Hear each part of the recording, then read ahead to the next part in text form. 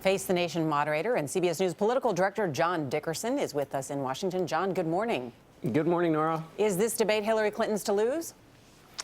I think yes, because obviously she's at the top of the polls in the Democratic race, but I think also because she has the biggest negative storylines that are out there. And the reason that matters is if you look at the debates in the past, the candidates who have lost are the ones where there was a pre-existing storyline that was negative, and then they did something to fall into that.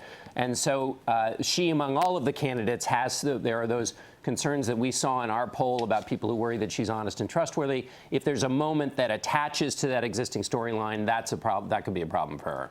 John, you heard Nancy Cordes mention the email issue. How big a role do you think that's likely to play tonight? And what do you think Hillary Clinton can do to finally put that to rest? I think it will play a role. There's that new information today about possible security breaches. It's one of those moments where the answer she's given many different answers on that question. She's been contrite, then not contrite. She's been attacking Republicans for politicizing the issue. Where will she be tonight?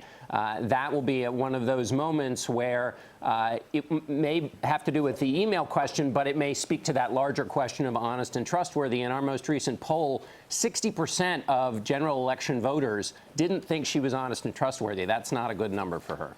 You know, they keep showing this empty podium that's on standby just in case Joe Biden decides to get in. Everybody thinks that's highly unlikely. But do you think he'll be watching the debate tonight and how that will affect his decision? Will that affect his decision on whether he gets in or not? Yeah, it's a surprise they don't have a hole in the roof for him to possibly rappel down. I think the decision is still based on the reporting. It's what's in his heart. That's what's going to matter down the road if he were to get into the race. That emotional piece is important.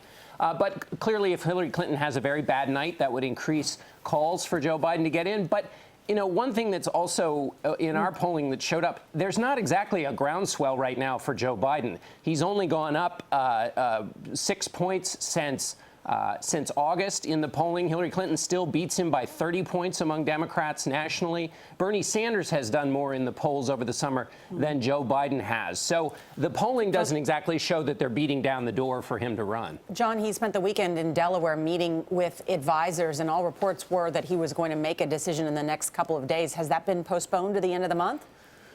Well, when you talk to people close to him, they say he always takes to the last minute. They're trying to see if there is a pathway for him to run. I don't know what the timeline is. You talk to people close to him, and some of them have no idea. In fact, all of them don't. So we're just going to have to wait for Joe to make up his mind. All right, John Dickerson, thanks so much.